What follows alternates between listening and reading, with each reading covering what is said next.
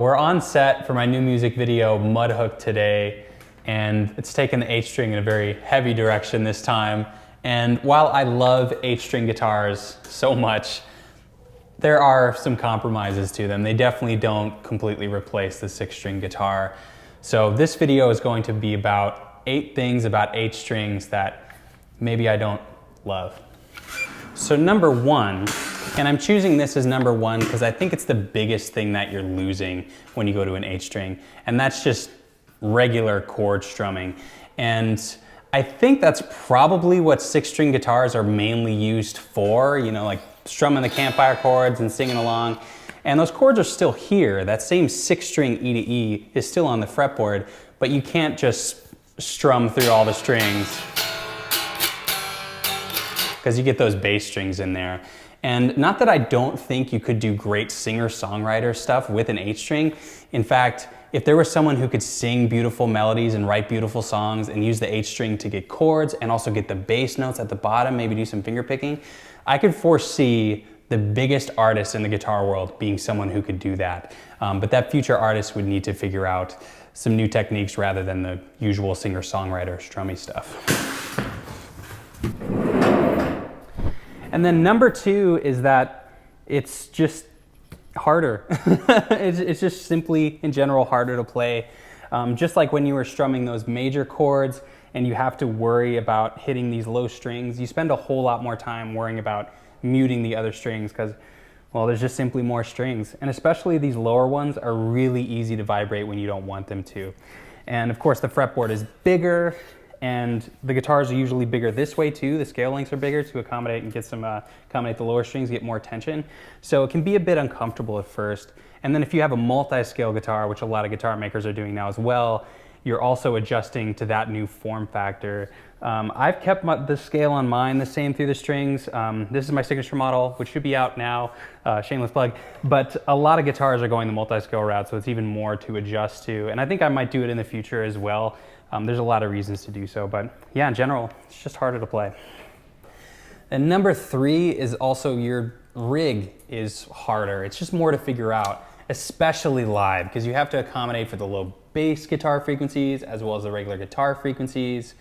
I found through a lot of experimentation, if I'm playing a song like Anchor, I had a special cabinet where I had like a speaker that was used for bass guitars and a speaker that was used for guitar. We would mic the guitar speaker and then have the bass speaker for the room for the low frequencies. And yeah, it took a while to figure that out. And then when we recorded that song, the channel is split to low bass stuff and higher. It's just a whole bunch. Though I have found with metal, it's actually best to just put it through my regular metal settings and just turn the bass like almost all the way down and let the bass guitar handle it. That's what I found works in that type of mix.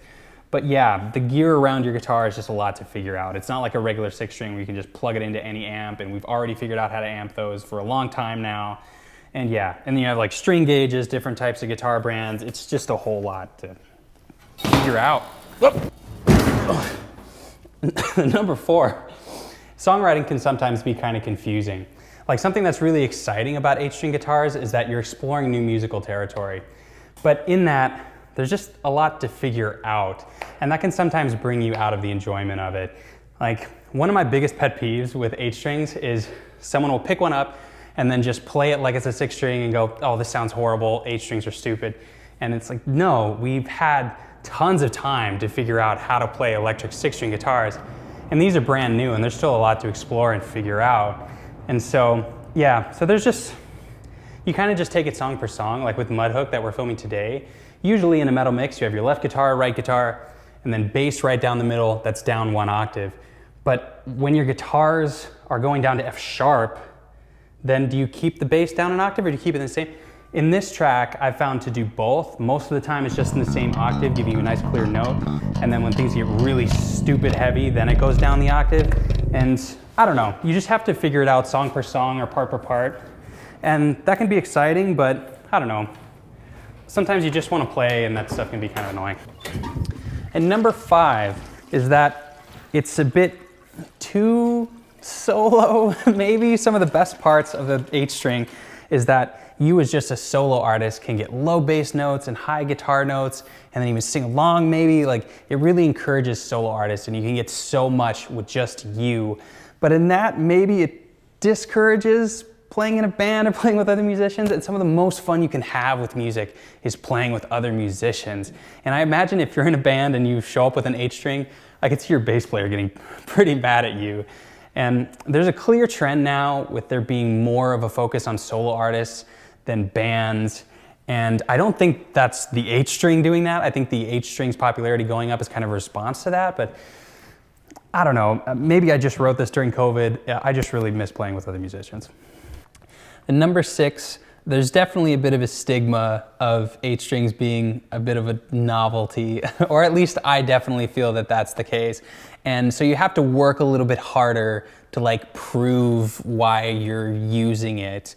You know, with an electric 6-string, no one's gonna be like, oh, why are they playing electric? Why do they need that? Like, those days are long gone. But 8-string is definitely new enough to where, I don't know, you just feel a little bit of extra pressure from people. How many strings? You got 8? Yeah, I got 8. Gotta have, you know. What's it gonna take, 14? For you to fucking figure it out? And I can find that extra pressure to be really inspiring. Like, there's probably why at the beginning of Anchor you hear the highest note on the fretboard and the lowest just right away. But sometimes, I don't know, I just wanna play guitar. And number 7 is there's hardly any educational material for the 8-string. So on top of that added pressure to make something extra good and all this new musical territory to explore, there isn't much of a roadmap like there is with regular guitar. Like with regular guitar, you can't go anywhere on the internet without someone trying to give you a guitar course, myself included, GuitarQuest link in the description.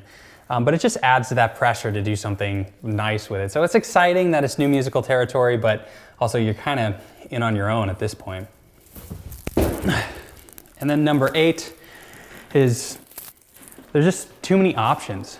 There's so many notes, so many different voicings, and that can be really creatively stifling sometimes. You know, sometimes the best thing for songwriting is to give yourself some small rules, a few amount of tools, and often that can be best to inspire you. So yeah, that's my list. Too long didn't read. Pros, more strings. Cons, more strings. Now, all these things just add a bit of a struggle to the instrument. But I see 8-string guitars as a big part of the future of guitar. And there's always going to be a bit of a struggle in doing something new. But ultimately, I find that to be a lot more rewarding. Oh, and then number 9, one more thing. 8-string guitars are so cool that your friends are going to want to borrow it, and it's hard to get it back.